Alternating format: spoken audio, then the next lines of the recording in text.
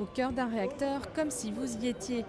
Et un étage plus haut, une vue imprenable sur une centrale nucléaire.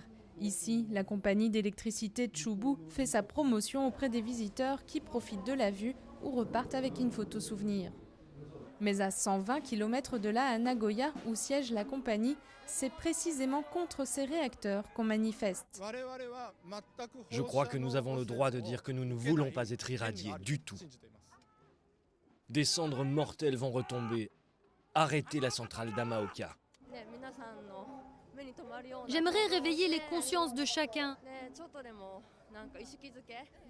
C'est pour ça que je suis là.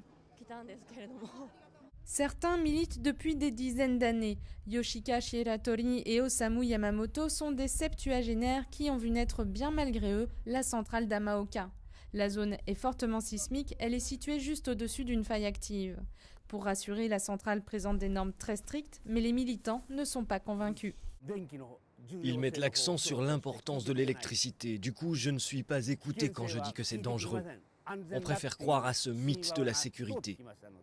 Et pour la première fois, un accident très grave vient de se produire à Fukushima. Alors à 73 ans, je me dis qu'il faut que je continue de militer encore plus. Les deux hommes font partie des près des 2000 riverains qui poursuivent depuis 2002 la compagnie devant la justice pour demander la fermeture immédiate du site.